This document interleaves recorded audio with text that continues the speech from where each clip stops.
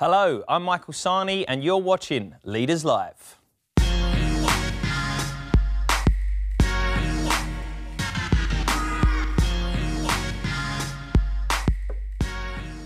The 2015 general election is just around the corner, and regardless of what you think about voting, if you don't do politics, politics will do you. This is your chance to find out if any of the UK's national party leaders represent you and the issues you care about. Last week we had UKIP's Nigel Farage. This week we're joined by Ed Miliband, leader of the Labour Party. Welcome, Ed. How are you? Great to be here. Thank you. Thank you. Tonight, Ed's going to be talking about jobs, health and democracy. Our fourth topic, chosen by you, our online audience, is immigration. Our studio audience is made up of some influential people and faces you might recognise. There's 15 of them, but collectively they have an online reach of millions. Throughout the show, they'll be selecting questions and comments from their Twitter feeds to put to Ed, but you can also get in touch direct. Tweet us at @BiteTheBallot using the hashtag LeadersLive or leave your comments on YouTube. Right, Ed, in 1 minute, can you tell us how your policy on jobs will directly affect the people in front of us? Well, first of all, can I say it is great to be here, and I want to thank Bite the Ballot for making this possible, because it's a huge opportunity for me. I want to go back historically to 70 years ago when the government first set the objective of full employment, i.e. everybody more or less having a job. I think we've got to go beyond that. Jobs matter. 700,000 young people are looking for work in this country today, and we've got to guarantee jobs for young people, and that's what Labour would do. But I think the quality of jobs matters a lot as well. And too often the jobs that young people are finding they're doing are insecure, low paid, and frankly that isn't good enough, and I think we've got to change it. And, you know, this is part of a bigger vision that we've got for the country. I think this country too often works for a few people at the top of our society. I think it's got to work for everyday people again. That's why I'm in politics. That's what I want to change about Britain, and jobs is one part of it. OK, well, thank you. Yeah, our first topic is jobs and the economy. Thanks for that, Ed. Let's just have a little catch-up from Marwan to give us some food for thought. Jobs in the economy is one of the biggest issues talked about in British politics. It's not just about getting someone off the dole, it's about getting people into long-term careers. So putting someone on some random work placement that has no relevance to what they want to do is just as disempowering as being unemployed. And it's just a way of ticking boxes. So what we're going to do to make sure people are getting into the right kind of jobs. OK, thanks for that, Marwan. Jamal, we've got a question from you first. So it's obvious that we are in a big sort of crisis with youth unemployment. I know you was talking about earlier, but what would you do to actually make a change? Well, something very specific we can do, Jamal. We've said that we would tax the bonuses of the bankers, and we'd use those resources that we raise to guarantee every young person who's been unemployed for more than 12 months a job. And it would be a job at least at the minimum wage. It would be initially for 6 months. But we've had experience of this in the past, that when you make that happen, young people then get taken on and actually, you know, get permanent jobs as a result of it. I think we should be guaranteeing jobs for young people. I don't think we should be letting young people be out of work year after year. So I think this is something we can do. We can mobilise business to do it, and that's what a Labour government would do. And what about creating opportunities for people that have got businesses that want to employ? So, for example, everyone in here can have their own business. What can you do to support us as entrepreneurs as well to employ people that are in our demographic? I think there's lots of things you can do. One of the things we'll do as part of this jobs plan, this compulsory jobs guarantee, is say to businesses, we'll pay the wages for 25 hours a week.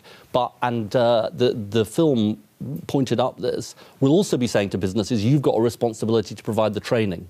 So it can't just be that, if you like, we're saying to businesses, we'll pay the wages, you don't have a role to play. You've got a role to play too, which is to provide the training. And that's going to help businesses, I think, take young people on and be part of this big national mission, because we need a big national mission, Jamal, to get young people working. And when you're saying about 25 hours, where are you going to get the money from to... That's from the banker's bonus tax. So that's a very specific transfer of the resources that we're raising. And I think we all know the bank bonuses are carrying on. You know, that hasn't changed, even with the financial crisis. Use the proceeds from that to get young people back to work. And it's actually possible 100%?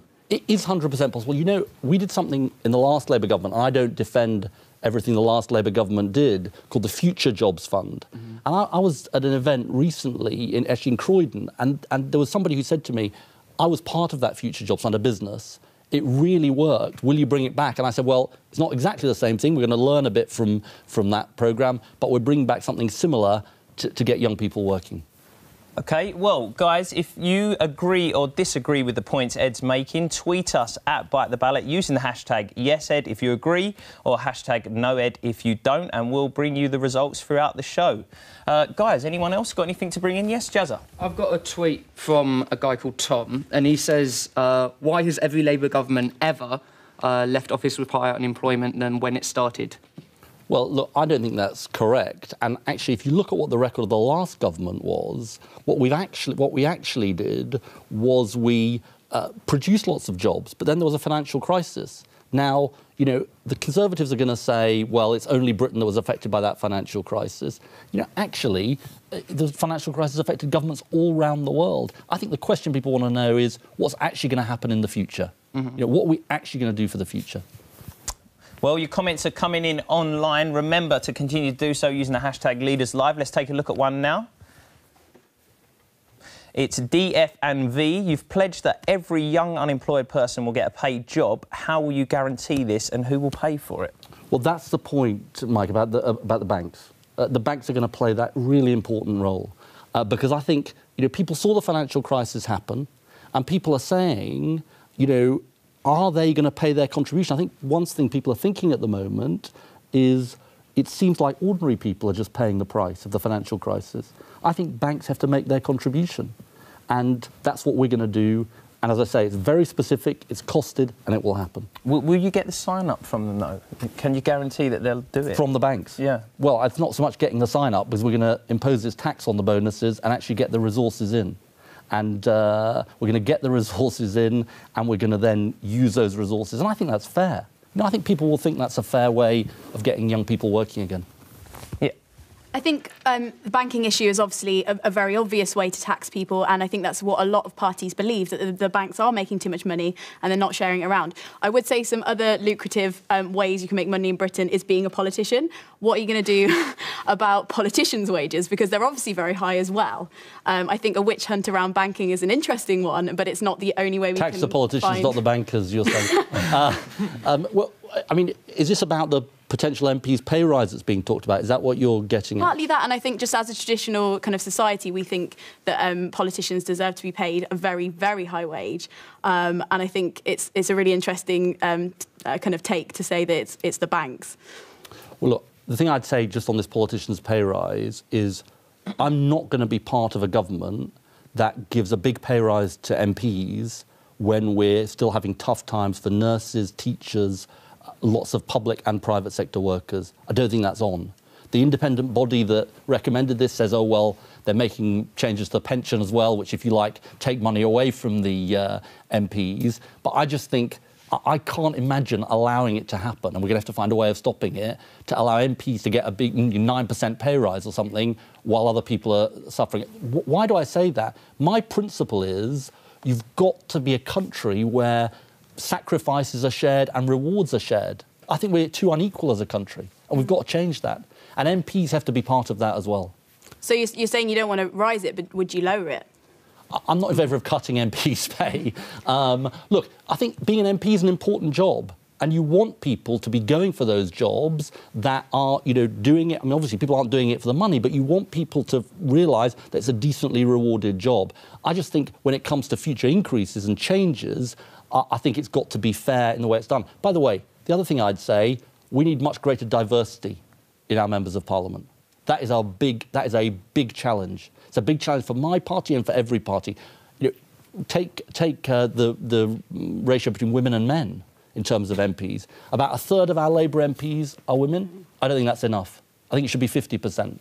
Ed, we saw, I mean, you might have seen the pictures on the social media. I know they've floated about by a few people that the debate on MPs' salaries, the chamber was packed. The debate on the public sector, there was only a few people. How will you ensure that important debates like that are attended when it's to the benefit of the people?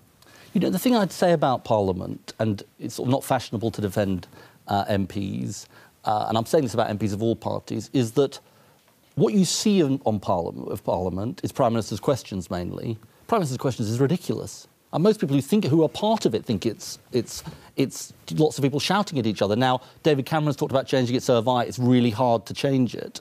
But it is an opportunity to question the Prime Minister, but it's not the only thing MPs are doing. MPs are doing lots of work for their constituents, and that doesn't get seen. So, you know, in a way, I'm not here to sort of defend all MPs, but I do think that lots of MPs go into this for the right reasons, and they get, you know, the people get a hard time for it. But I think lots of them are trying to do the right thing for their constituents, even those I disagree with. OK, right, we'll try and get a few then. Hannah, then Max? As much as I want to talk about this sort of stuff, but we'll talk about democracy in a bit, so I'm going to bring it back to jobs. What do you what's your party's policies on unpaid internships and zero-hour contracts? OK, so let me take both of those, Hannah, because they're both really important questions. On zero-hours contracts, we're going to legislate for a new principle, which says if you do regular hours, month after month, you should have a regular contract, not a zero-hours contract. You know, it's one thing if these are exceptional for short periods. What we can't have is people permanently on zero-hours contracts. I talked about Sports Direct the other day. The vast majority of their workforce are on zero-hours contracts, and it's like it's their employment practice. I don't think that's good enough. And so we'll say, if you're doing regular hours month after month, you will have a legal entitlement to a regular contract. Now, unpaid internships is harder, but I think it's a real issue. Here's why I think it's an issue. And somebody was saying this to me the other day in Corby. She was saying to me, look, my daughter's graduated from university. The only opportunities that seem available to her are to be an unpaid intern, but she can't afford to do that. She's got to go and live in London, you know, pay rent of £1,000 a month. How's that going to work? I don't, in my office, have unpaid interns. I think we've got to do two things. We've got to work with businesses to say you can't have unpaid interns month after month. You know, short work experience is one thing, like very short, but, you know, kind of, if you like, permanent unpaid internship or long unpaid internships is more problematic. And secondly, we've got to talk to young people in business, and we're going to be having a youth manifesto where we want to talk about these kind of issues with young people and business, to say, look, there's good things about internships, which is the opportunity, but there's real problems with this. Should we go further? Should we say you've got to have some time limits on the length of unpaid internships or work experience? Now, that would be a big step, but I think we've got to look at it, because I think it is an injustice and an unfairness at the moment. How would you regulate it? Well, that's what we've got to have the debate about. Because there's different ways of doing it. You could do it through the law, you could do it through other ways. But I think we've got to have this debate as a country, because I think it's becoming more and more in lots of industries, the only way you get your foot on the ladder is by being an unpaid intern, and that is unfair. It's unfair because if you can't afford to do it, you're not going to get your foot on the ladder. And I think we've got to really look at it seriously as a society. So how do we have that debate as a society? Do we expect sort of these guys to go to their MP surgery, see the candidates? Will it be done online? Will there be a great way of these people to feed in? Give me a chance to play labour.org.uk. Look, be part of our consultation on a young people's manifesto. You know, that's what we want to talk about. We want to talk about these kind of issues for young people. I just say one other thing, because it relates to this point. I don't have all the answers. Now, politicians don't normally say that. I don't have all the answers. And by the way, I'm not even saying, vote for me, and in May, on my own, I'm going to change the country. The only way you change the country is by people doing it together. And the voice of young people is incredibly important. That's why what Bite the Ballot is doing is so important. I think it's about I also think it's about transparency. For example, when I didn't get my job.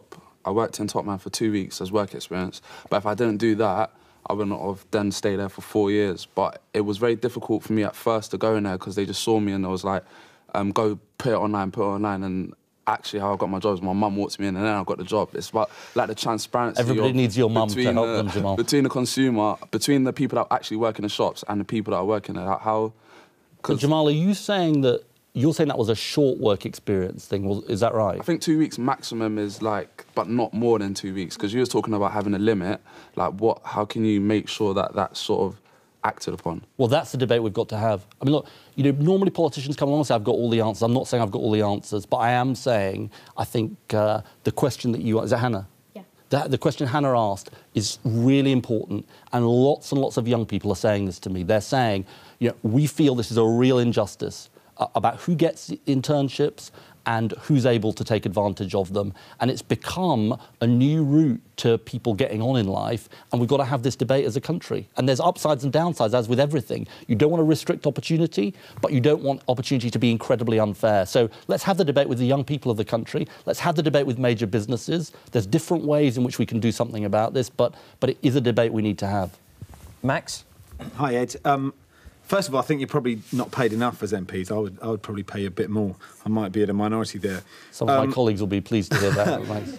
Right, it sounds great that you're going to guarantee a job for everybody who's unemployed more than a year. Yeah. Okay, unemployed. That sounds great, but how? How is that workable? Where do you do it? Because some areas there's huge unemployment, somewhere not enough. What about people who don't want the job that you're guaranteeing them? Do you force them to go and do it? In principle, it sounds like a great soundbite, but just doesn't sound particularly workable. Well, it's much more than a soundbite, Max, because look, here's the thing. I meet lots and lots of businesses that say to me, see, I think so many great businesses in our country have a social conscience and they want to make a difference, but they say, well, look, there's all kinds of barriers to taking young people on. If we make it easier for them by paying the wages, but say they've got to play their side of the bargain by providing the training, I think we can have a win-win here and mobilise businesses. And I think there are lots of businesses that want to be part of it. But by the way, does it require a big national mission led by the Prime Minister? Absolutely. And I want to lead that national mission. I don't think any young person should find themselves out of work and unable to kind of have the opportunities. On your point about will young people have to take jobs, yes. I mean, it's got to be a job that's kind of right for the young person, but I don't believe in people just being able to say, I'm not going to take any job, I'm just going to be on benefits. I don't think, by the way, most young people want to do that. I think the vast majority of young people want to work, they want opportunity, and I think we need to give it to them. Guys, we're going to have to move on because obviously we've got a few topics to get through. Thanks, Ed. You've been voting online on whether or not you agree with Ed's policies, and here is a snapshot of the results. Ed, 76% of people have gone for yes, Ed, they agree with the stuff you've said today. Well done. 24% have said no. On to the next topic. So far, so good. So far, so good. OK, the next topic is health. Here's Lena with a quick overview. Our NHS, our Great British National Health Service, was formed as a political and cultural reaction to the depression of the 30s and the devastation of the Second World War. People in other countries have to pay to get well. What the hell? The fact that people my age in the UK have grown up with the NHS, and in some cases literally born into it, often mean that it's an assumed and almost invisible pillar of society for us. But can you imagine a Britain without it? OK, well, powerful. Thank you, Lena. All right, Ed, tell us how our lives would look differently if you was Prime Minister and we had your policies on health. I think I'm voting for Lena, actually, after that. I agree. I think the National Health Service is our proudest institution. I think it says so much about us as a country. Free at the point of need, healthcare, not dependent on the size of your wallet, not like America. Those values, we've got to protect and uphold those values. I want to stop the privatisation of our National Health Service. I believe the NHS is best when it's public, but I also think we've got to invest in our resources, invest in the National Health Service. And we've set out very specific proposals to raise taxes, and some of it's not popular, like a mansion tax on homes above £2 million. You'll see Myling Class, for example, doesn't like that so much. The garages you're referring to. Oh, yeah, exactly. And she gave me a hard time about that, but I think it's the right thing to do. There's one other thing I'd say about this. I think the way we think about the health service is still too narrow. It should be about physical health, but it should be about mental health as well. I think one of the biggest issues that many young people talk to me about is the quality of mental health services.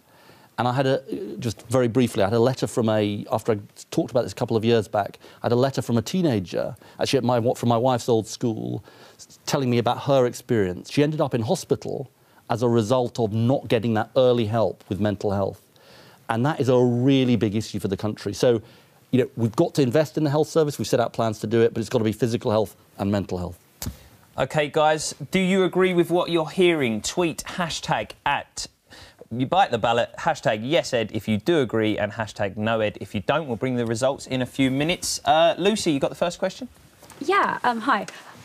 So it's often said that politicians make a lot of policies without having real-life experience, and also whilst ignoring research. So with that in mind, I'd like to ask you how you feel, like what are your experiences with drugs and how that informs you when making policies about it? So I haven't taken drugs. Even alcohol? That's my experience. Well, I'm not teetotal. I'm not teetotal. Just on that issue of drugs, let me just give you my honest take on this. I'm not in favour of decriminalisation, for example, of cannabis, because from my reading of it, and I have read about it, I think there are, and I think the debate has changed a bit on this in the last 10 years, I think there are mental health effects of cannabis, which maybe people didn't realise a decade ago.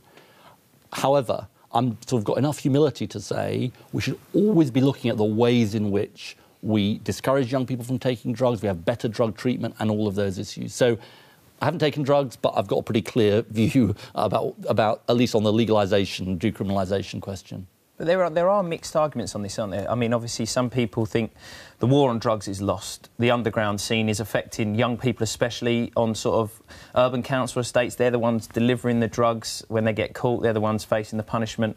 But if it was regulated, for example, could it not be controlled so that the sort of TCP levels were lower? So it might not have as drastic side effects. The government would then earn tax out of it, and it was controlled. Is that not an interesting debate? We spoke about how these guys bring the debate to you around jobs. What about listening to the people that might do drugs, continue to do drugs, and obviously have got a different argument to the one you've just said there? Well, look, I understand the argument. I do understand the argument, but I've got to say I don't agree with it. I think when society makes something legal or decriminalises it, it's definitely sending a message. It's definitely sending a message to say, you know, we should say cannabis, for example, is decriminalised. I really worry about the message that sends. I don't say that, you know, the sort of battle against people taking drugs or harmful drugs has been won. It hasn't been won. But and it's hard.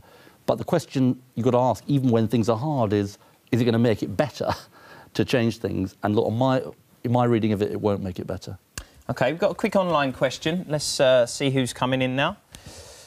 OK, Freya. What will you do about mental health education and awareness if you become Prime Minister? So, touching on what you said earlier, how will this reach our schools, for example?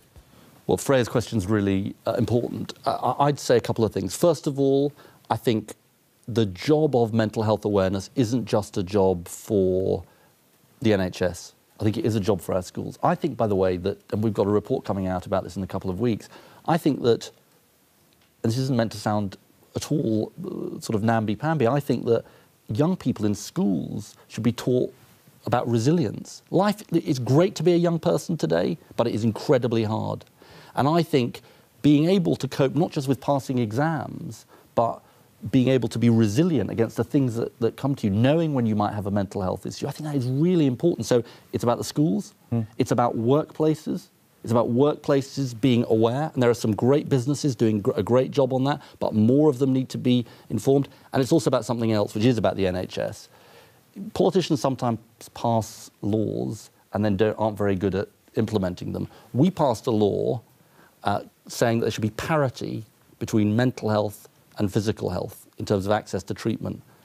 We've got a long way to go in getting that. We've got to make mental health more of a priority. OK, Jazza, and then Tom.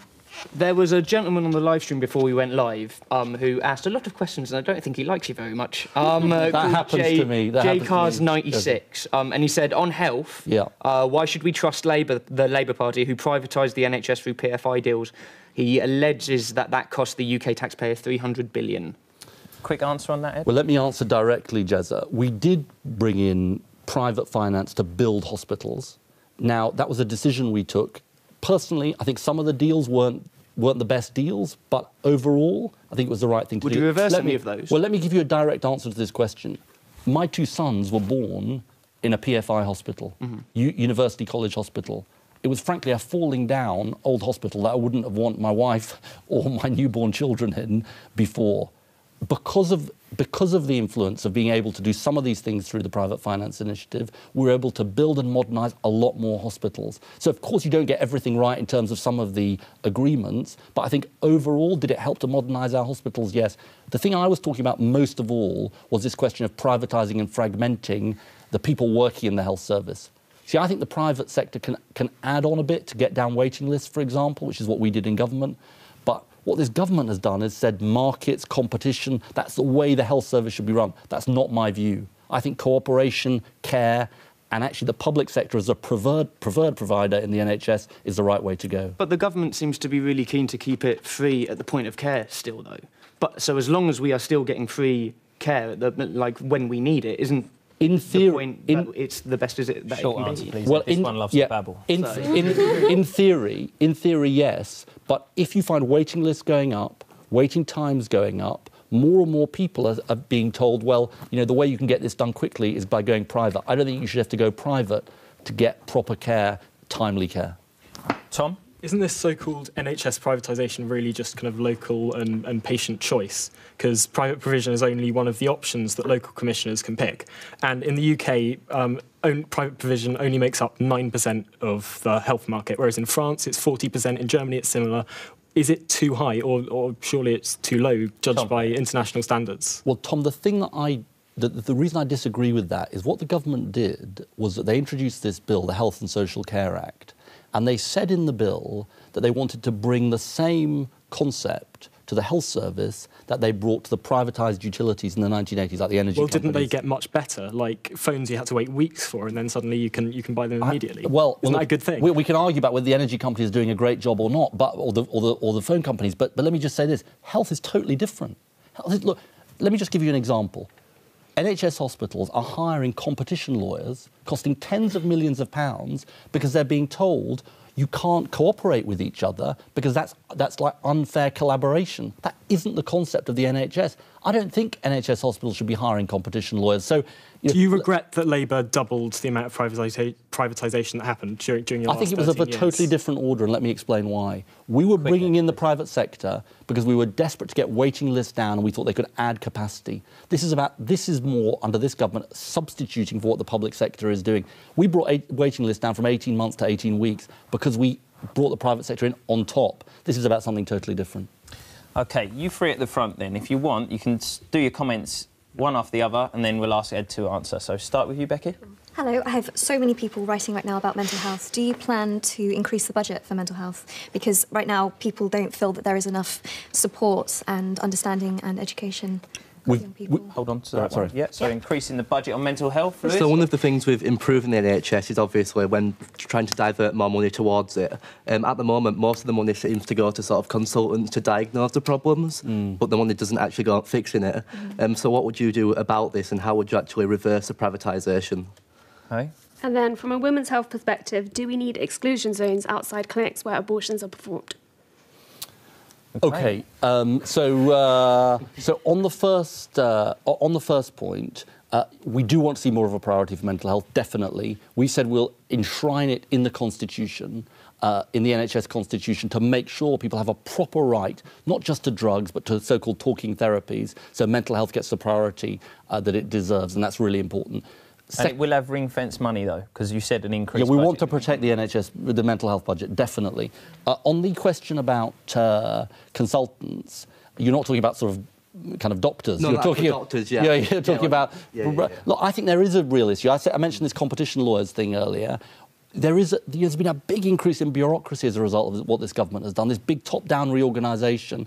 We're not proposing one of those. I think it's really important that we don't have it. Just on your question, just explain the question. Yeah, so there was a video last week about a woman who walked past this abortion clinic where some anti-abortion protesters were campaigning with huge signs, and people are calling for exclusion zones around those areas because obviously we want to protect the right to protest, but not so much that it affects women who are making a very difficult choice, and so much that these clinics don't want to, the people don't want to go to work, and they're deciding, well, should we be performing abortions in there because people aren't feeling safe going there? Well, look, the first thing I'd say is that, it's such a difficult decision for any woman to make, to have an abortion, that they need proper protection. And that is really important. I mean, that's got to be a non-negotiable. I'd have to think more about what it means for the right to protest, because at the same time, the right to protest is important. But I don't think women should feel intimidated going into an abortion clinic. It's hard enough, making that decision, and I don't think I really worry about it. So I have to look further at it, but I think it's really important that women feel safe and protected when they're making that really difficult decision. OK, thanks, Ed. Let's find out what people make of your policy so far. The results are in.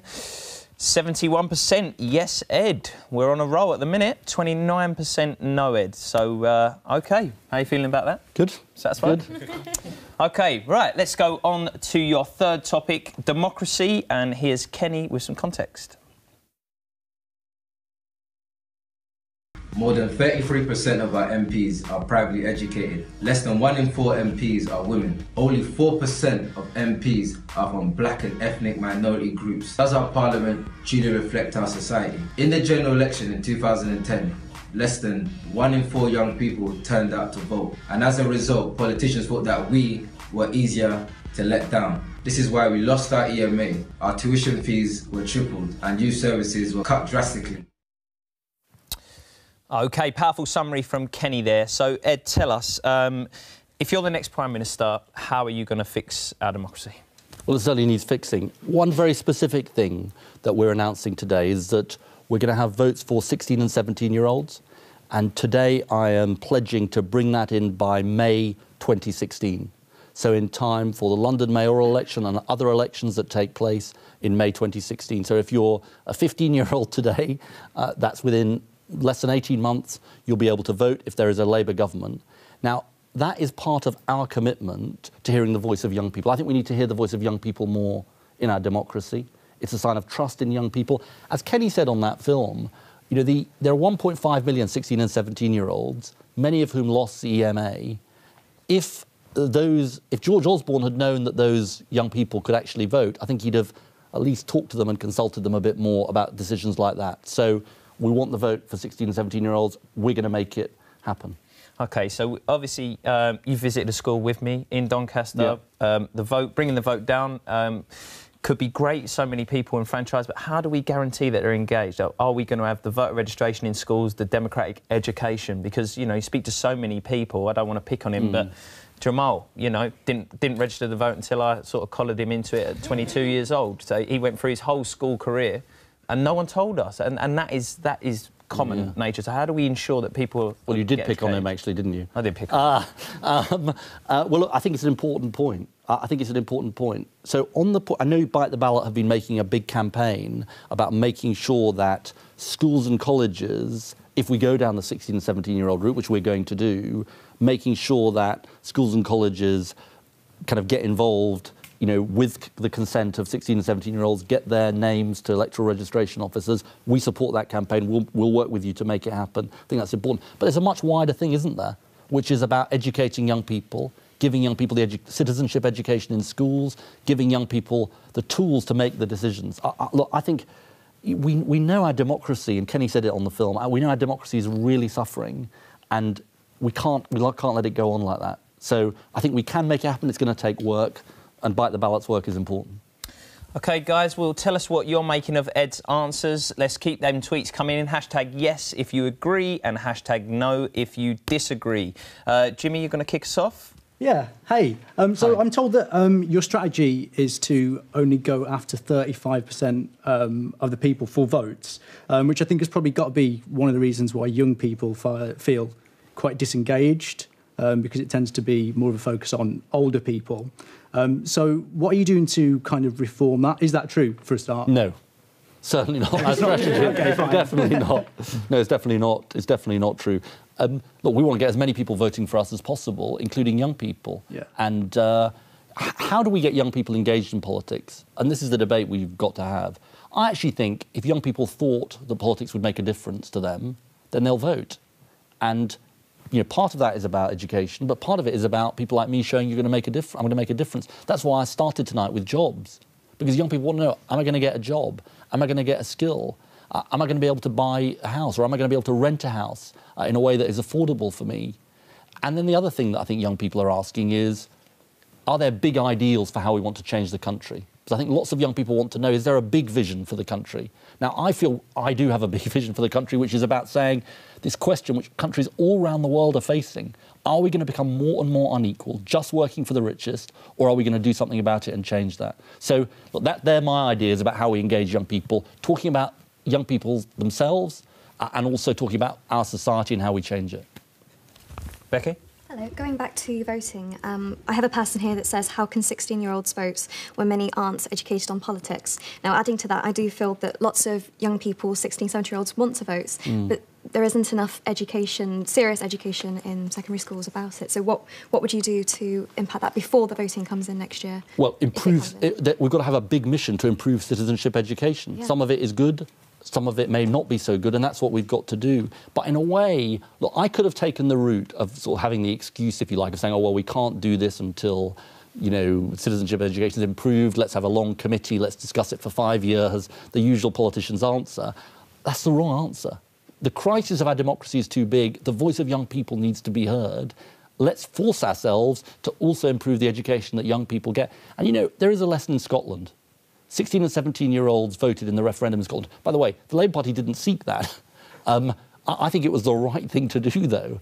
And, you know, people said at the beginning, how can young people possibly, you know, have a view? How can they possibly, you know, are they educated enough? Young people learnt about what the issues were because they had the chance to vote, and they exercised that vote in the referendum. In the Scottish referendum, I think about 80% of 16 and 17-year-olds voted for independence, showing that they might be a little bit more kind of easily impressionable than older votes. I didn't think it was that high, but look, it was higher than every other. That wasn't my position, obviously, for yes. But I don't think you can sort of change your view because you didn't get, you know, you didn't like how people voted. That wasn't my experience of the young people I talked to in Scotland. I think lots of young people were thinking quite hard about what it meant for them, what it meant for the country.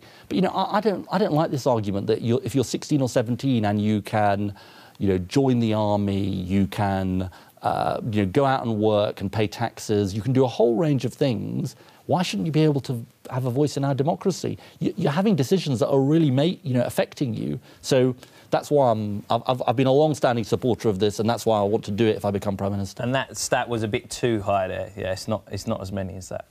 If we can get the real stat, I will publish that to you. I've asked the guys to look into that. Go on then, Miles. Hi, Ed. Miles, something I've been quite frustrated about the past couple of years with politicians across the spectrum is their inability to bring up the mass surveillance state with GCHQ. Ed Snowden, for me, is a hero. He addressed one of the biggest threats to democracy. And I cannot believe no one is bringing up. D-notices have been given to the media organisations not to report on it. The Guardian had their hard drive smashed with the data. And I'm just wondering, where is the rebuttal? And the question I would really ask you is, are you happy the fact that the GCHQ can access your personal emails? They can access the personal emails and potentially read at any time of journalists and even of lawyers, which has been proved recently. Well, the one thing I'd say to you, well, two things I'd say, Miles, briefly. First of all, I think it is incredibly important that there are rights for citizens so that they know their personal privacy is not being invaded without proper oversight of the way it happens. We've got to improve the judicial oversight of what happens and what our agencies do. There is ministerial oversight, but there's got to be better judicial oversight, and we've campaigned for that. On the other hand, I think the other thing I'd say to you, though, is that we also have a responsibility, and I would have a responsibility if I was Prime Minister, to make sure our country is kept safe. And keeping our country safe is about making sure that if people are in... You know, you saw with the death of Lee Rigby recently, the murder of Lee Rigby, you saw the discussions that were going on social media by his killers before he was murdered. Now, I think that most right-thinking people will think, well, with proper oversight, there should be proper access to that kind of threatening information. It's got to be about national security. It's got to be about serious things. It can't just be, if you like, just sort of kind of, you know, simply a sort of casual. But I do think that the security service and others, they've got a responsibility to keep us safe, and we've got a responsibility to make sure that it's done in the right way with proper oversight. And we've strongly argued for strengthening that oversight. It's not good enough at the moment, and I want it strengthened. I just haven't seen that. And also I just want to say that you talk about the intelligence services and we trust them. One of the chief members of the intelligence service said that because of Lee Rigby, Facebook is a safe haven for terrorists. I mean, that language is very Orwellian and scary, and I think that to just bow down to that rhetoric or to just giving to the fears of terrorism. I mean, we could go with a cliche here. But hang on a minute. Well, just to finish my point. Yeah. The cliche we could go with is terrorists want to take away our freedom. Well, they're winning. They're winning. If we're giving up all our civil liberties in the name of terrorism, that's exactly what they want. Can you give a quick response? Yeah, a quick response. Look, I'm not going to get into the names of social media companies, but look, on this question, we know from the report that was done that one of his killers was posting that he was going to murder a British soldier, right? Now, I've just got to say to you that with the right oversight, I think it is perfectly legitimate to say there should be ways in which that is accessed. Because it's think of Lee Rigby's family. I mean, I understand your concerns about civil liberties, and I understand the concerns about making sure freedoms are protected, and I share them. But it shouldn't be done in a way that means somebody who's about to kill a British soldier is not found out, if it possibly can be done. Just a final point. Do you think that actually the point is to look at the root causes of why these events happen instead of using mass surveillance as patchwork? I just find it incredibly dangerous. Like, I'm glad you've been honest with me here, but it shows you that the political class are just completely off their head. You're just saying, let's put more and more cameras in people's homes. I'm not saying that. No, but it's I'm the not trying to slippery put a camera in your home or anyone else's. But there are, because they can access all our computers and cameras, our phones. My phone I've got encrypted, and there's been over 20,000 tracking attempts in the last 3 weeks of my data. I think that is a concern. That is a concern. I totally understand the concern. One that is not discussed enough. And Ed, I don't think Miles you and I are going to campaigned for complete Labour leadership on civil liberties grounds, and that's how you distinguished yourself from old Labour. But now you're supporting the deeply illiberal European arrest warrant. Now you're, Labour, yeah. Now you're supporting the European arrest warrant. You're doing the Snoopers Charter or the Data Retention Act that you rushed through Parliament really quickly. Where is old Ed Miliband, and how have you changed? Why have you changed from the? Let me answer you directly. It's a really important question.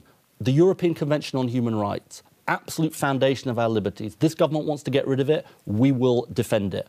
On the question that you talked about around the questions of intelligence gathering that was debated in the summer, it was Labour that said there's got to be a comprehensive review, and maybe, Miles, you should contribute to this, a comprehensive review of the way in which the oversight of surveillance and those things. It's got to be stronger. It's got to be different. I agree with that. Why did you vote for it then? Much better. Well, because I was convinced that there was good grounds for thinking that to keep the country safe, we needed to make those changes. But we've got to have better oversight of it, and I'm absolutely committed to having that better oversight. And look, one other example. When the government came forward with legislation on secret courts, extending secret courts, it was Labour that said, you can't do it in this extensive way. You've got to have proper oversight.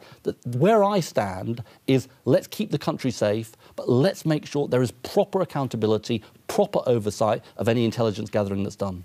Guys, 2 quick comments, and I know you've been waiting. Kenny and then Max. Ed, if you can answer those, we'll see how you fared on the hashtags. Yeah, Ed, I wanted to ask, obviously the Labour Party boasts about the representation of women in terms of their party. What about representation in terms of ethnic minorities actually becoming MPs? Because a fifth of all Labour MPs, the constituents, have ethnic minorities in there. So don't you feel like the Labour Party are sort of doing a bad job in regards to representing ethnic minorities? And on top of that, young people. You talked about engagement. It's not just about making me know that my vote can make a difference. It's also showing that people like me can also become like you. So I should be able to be in your seat. You should. Regardless. We've got to do a better job. But what are you going to do? Well, we've got to do a better job. And would you do shortlist? Look, we've got Chuka Umunna, Sadiq Khan in our shadow cabinet. We've got 16 members of parliament from a BME background, but we've got to do better. We've got to do better. And let me tell you what we're doing. So we've got a future candidates programme on which a substantial number of people from black and minority ethnic backgrounds. And we've got to do everything. I'm absolutely committed, Kenny, to doing everything I can to reach out to people, to get them into seats, to get them to be Labour candidates, not just by the way as MPs, but as councillors and others. And I'll be honest with you, I'll be clear with you. We've got to do a better job than we're doing. We don't yet look like the country we seek to represent. And if you've got ideas about what we should be doing, I'm happy to look at them. One of the ideas is shortlist, because you've got women shortlist, so why not for ethnic minorities and why not for young people? Tell me how much people in the Labour Party under 30 out of all the MPs. Well, look, we should look at all of these. Some of these. Sorry. What's the number? We've got a few MPs who are under 30. We've got a few MPs who are under 30. But look, I want more young people, definitely, and I want more people from black and minority ethnic backgrounds, and we'll look at all the ideas. He's saying he's going to follow up, Ken. Just put your suggestions in, see if you get a feedback, and obviously you can publish it. Max?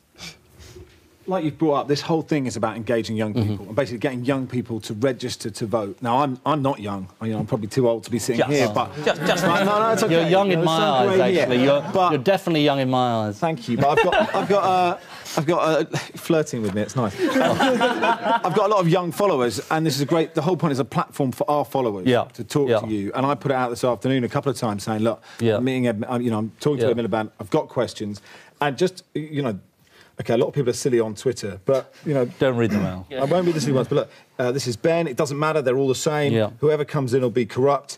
Tim says, I don't vote because all MPs are as bad as each other. I don't agree with the whole system. Ollie, the vote's irrelevant. Corporate entities still restrict any government from representing people. And then other people ask, what's your favourite cheese? Where do you think Stephen Gerrard should play, etc.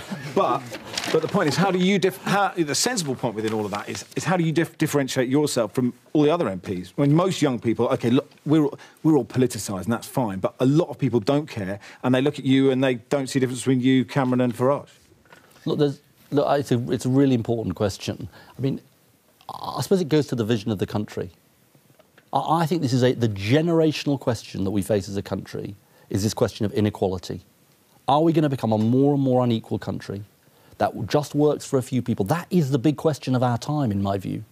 And that's what I think people are feeling. When people talk about, corporations and what corporations are doing, like the energy companies and others, I think that's really what they're getting at. They don't feel they have any power. Inequality is not just about money, by the way. It's about power. Do you have power over the energy companies or the rail companies or the payday lenders or Rupert Murdoch even?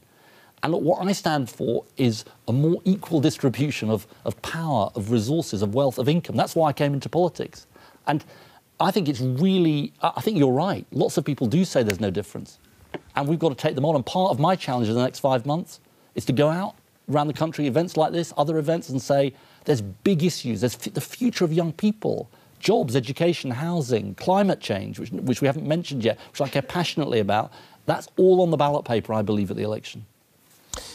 OK, Ed, let's see. People have been making their choices known. Let's go, see how you feel.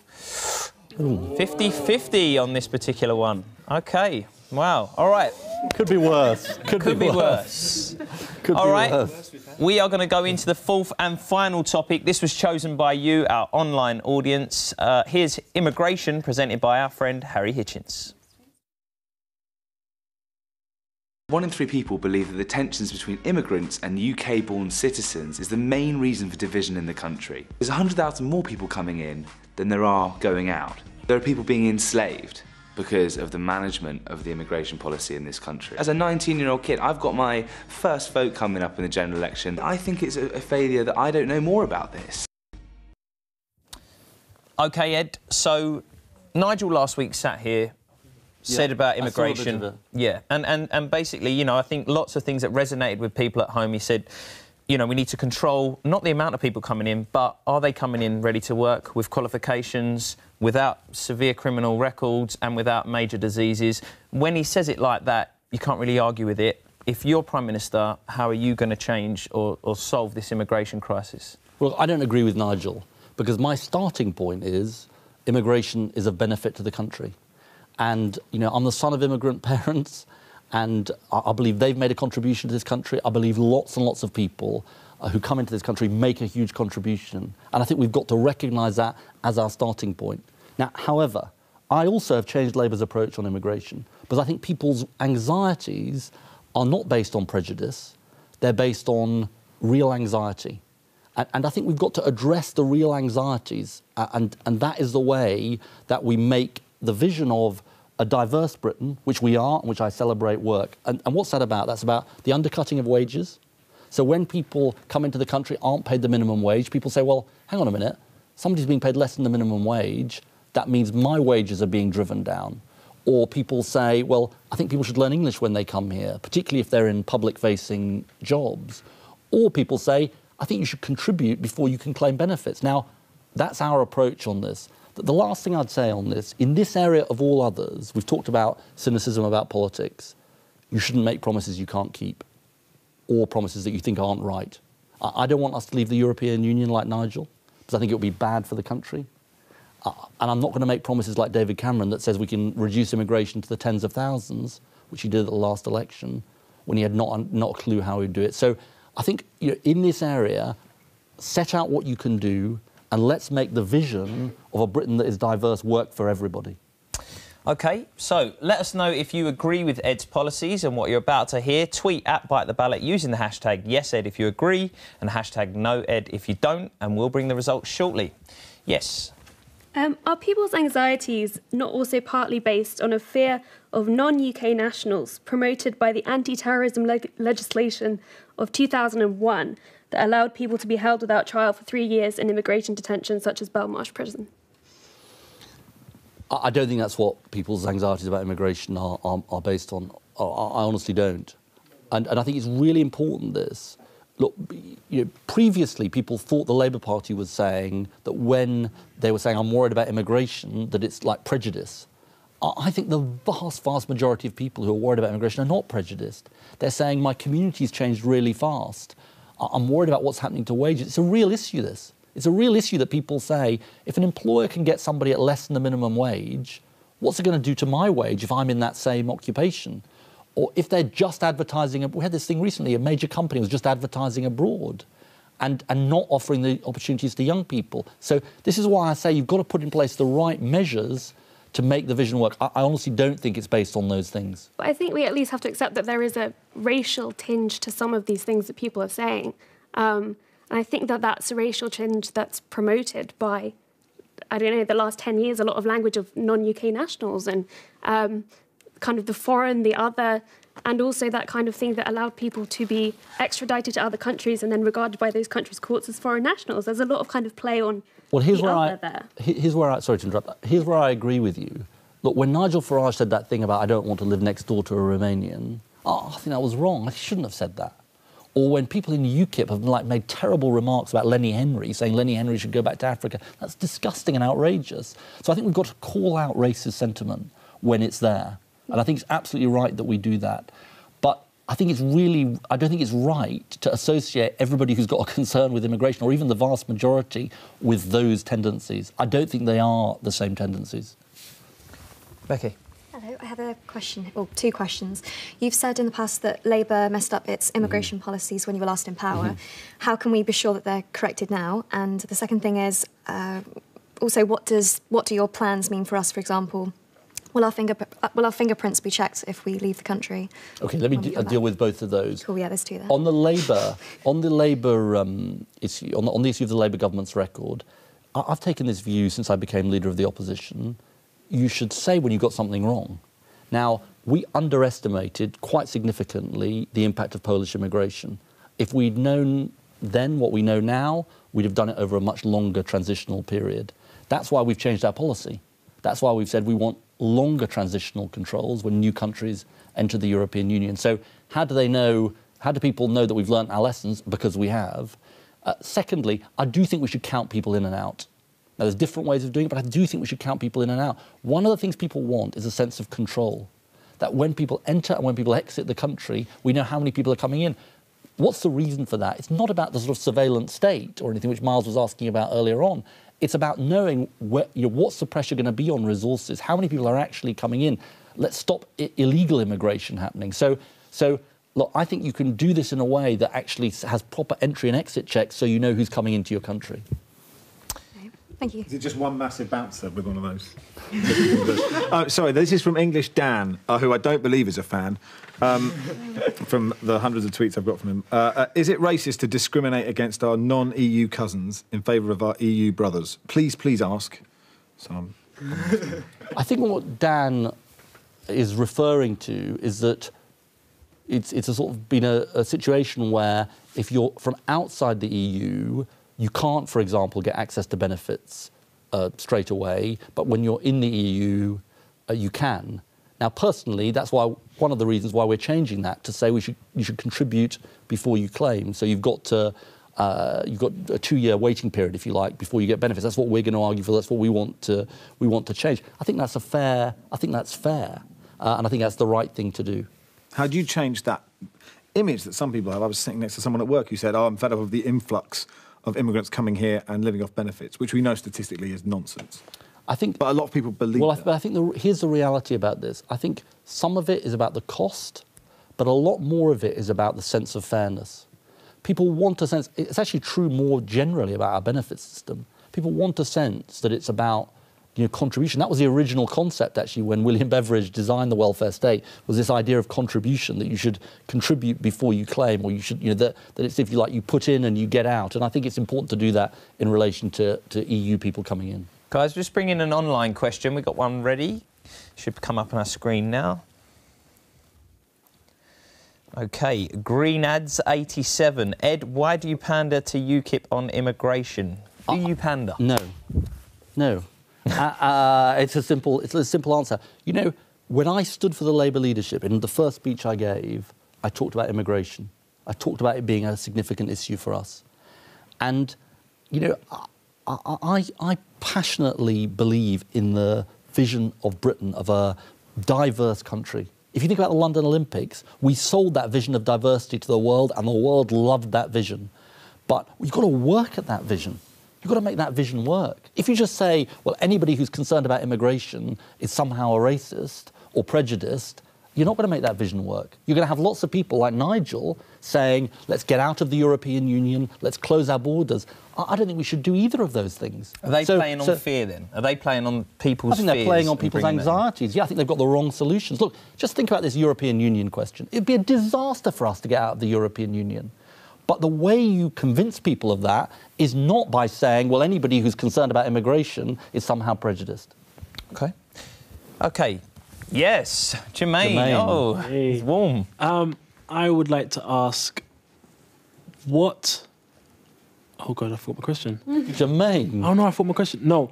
What are you going to do to promote the benefits of immigration rather than have Nigel Farage going around the country promoting the drawbacks of immigration and having immigration in the areas that are popular where there's least immigration?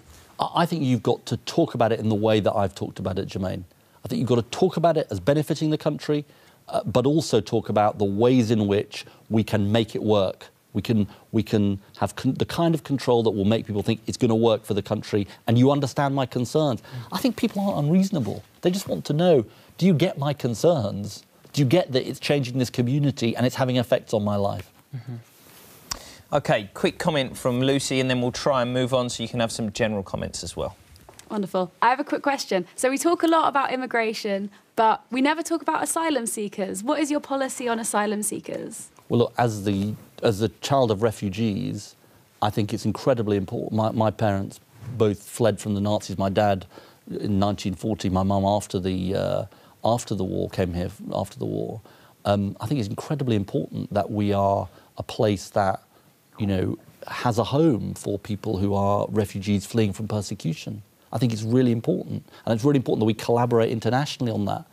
Sometimes this government has shown incredible mean-mindedness in relation to refugees, and that's because they're breaking their more general promises on immigration, so they think somehow we've got to be mean-minded about refugees.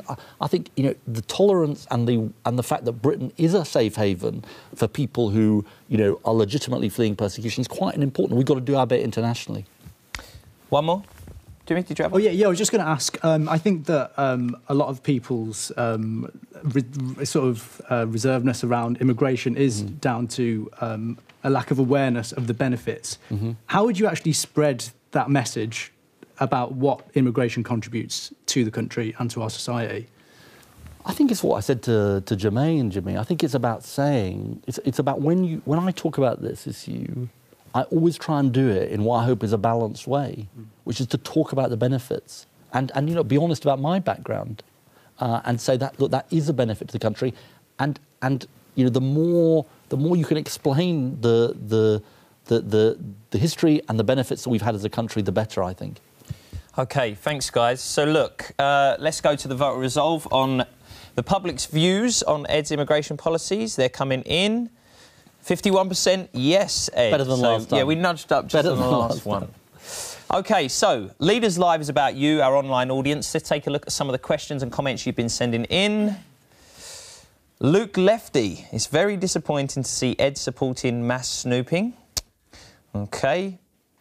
Derek 60DF, would a Labour government renationalise our railways and make it a service fit for purpose? And Harriet Bradley, OK, we've had over 1,000 rapists are convicted off of 95,000 reported cases. What's your plan to tackle that? Can you squeeze in those last two there then? So nationalising the railways and then the cases of the rape there? So the answer to the first question is yes, we do want more of a public sector role in our railways. People may know that East Coast has been run in public hands. I think it's been done well. The government, out of dogma, is privatising it. We think it's wrong, and we're campaigning against it. I think it's got to be value for money, but I think the public sector can play more of a role. And on the second question that was asked, that is a really important question. You know, we've got to make sure that more rapists are brought to justice. That is about everything from the police to promoting women's ability to come forward and making it possible for them to be, if you like, taken seriously when they come forward. I think it's a huge issue. We had a whole task force looking at this, has a whole series of recommendations for people who are interested, and you can find it on our website. But then how do those recommendations become law so that stats like that don't get any worse? I think it's partly about raising the importance of it as a government and making sure it is a top priority. And it is something that we made a priority of in government, and it's something we'd make a priority of again if we were in government. And I think some of a variety of the issues you've heard today really can be traced back to the people's role in it. You know, placing emphasis on mental health in schools, even things like sex and relationship education can cover cases like rape, so that it becomes normal for people to talk about it in a safe environment. I think obviously education's the one we're going to be hammering on everyone's door for the next election. Guys, any other comments off topic? I know Jazz is going to babble. Yes, please. Hi, I've got quite a few followers from all over the UK, and to touch upon what has been mentioned earlier with the Scottish independence vote, and I think a lot of that came from kind of feelings that everything is very London-centric when it comes to politics. And as you said, with the girl looking for the internship, she would have to move to London. Like, everything is kind of based here as a hub. Have you got any kind of policies or ideas in place in order to try and balance it out a bit around the country? Because I do think people feel disenfranchised because it's Westminster and they only see the bubble of London and the banks and they don't see anything else. I agree. And we've got to give a lot more power to English towns and cities. We've done it in Scotland, we've done it in Wales, but we've got to do it in England. And we've got... I'll just give you a very practical example, which is about local bus services. I'm an MP in Doncaster. What's one of the biggest frustrations of my constituents? Unlike London, it's not a regulated service. So whether it's fares or routes, people feel they have no say, and the people they elect locally have no say either. So not just on transport, but on skills and economic development. Let's give much more power to our towns and cities, and we're going to do that. OK, we've got a couple of minutes. A few more comments then. I'm going to ask a few of you to say it, and then we'll see if we can get answers to all of them. Go on then. So as a gay man, I can get married, I have equal rights in the workplace, but I still can't give blood. Why? OK, keep that one. Lou, you had one? Yeah. Quick. So what would your policies be for tuition fees at university? Would you raise them, lower them, or completely abolish them? That's a popular one, getting a few nods. Kenny, you got a quick one? Yeah, I was just going to ask, what's Labour's policy in regards to reducing the reoffending rate, which is costing us almost 13 billion every year? OK, so we've got a variety there. Really. OK, so let me go... I think that is a real issue, and it's something we've got to look at. We've got to look at the ways in which we can make it happen. Because... all blood gets screened anyway. OK, So, like, why am I banned from doing something that... Well, I'll take it away and come back to you with a good answer. Thank you. It's a good question. Tuition fees. I want to lower the tuition fee. I'm quite sort of... I'll learn from the Nick Clegg experience. Let's put it that way. Yeah. I'm very keen to make a promise that I can keep. We will set out a policy in our manifesto. Will it have an amount? Yes, it will. We've got to make sure that it's a costed and credible promise. So we're taking particular care about this issue because, as I say, I think many people feel let down by what Nick Clegg did, and we're not going to make that mistake. And then on reducing. What's the single... Let me ask you this question, Kenny. What's the single thing that you think would make a biggest difference to reoffending? A big difference. So actually funding to actually prevent people going to prison in the first place, particularly groups which are overrepresented, for example, black and minority ethnics, people in care. What would the Labour Party actually do to tackle that? I actually think you're right about this. More people of my colour in prison, in terms of representation, than in the actual country. So what would you do to tackle it? I think that the causes of crime, tackling the causes of crime, you've got to be tough on when people commit a criminal offence, but you've also got to tackle the causes. And we would do that. I think it's about everything from youth services, local youth services. I know in my own constituency they are incredibly important. I think it's work that the community can do. I think it's something else, which is giving people a sense of hope and aspiration, giving people a sense that this is what goes back to the big picture, if you like. Are we going to give people a sense, some of the people that you're talking about, that there's a legal way, there's a path which it doesn't involve crime, of them getting on in our society? And if you do that, I think that is the best way of cutting crime and indeed cutting reoffending. So basically you're going to have to tackle all these issues we spoke about today in order for people to not live in that environment. Definitely. And what's your pledge in regards to cutting the rates? Because everyone says we're going to cut the number of people going to prison, but it keeps on increasing and increasing. Look, we do want to drive those. We do want to drive those numbers down. I think people are sufficiently cynical about politics. I don't want to make you a promise that I'm not going to keep, but we do want to get those numbers down. OK, guys, we are out of time. We could carry on going. If you've got more comments for Ed, please tweet him Ed_Miliband, where the conversation can continue. So, a massive thank you from Ed, our studio audience, the teams at Bite the Ballot, ITV News, Twitter UK, Bite News, Full Fact, and of course you, our online audience. That was a big list, I tell you. Join us next week, where Nick Clegg, leader of the Liberal Democrats, will be tackling health, education and jobs. You can decide the fourth topic for Nick. Go to leaderslive.co.uk, where you can vote now. From me, Ed, and everyone here, good night. See you next week. Thank you very much. Thanks, Ed. It was great.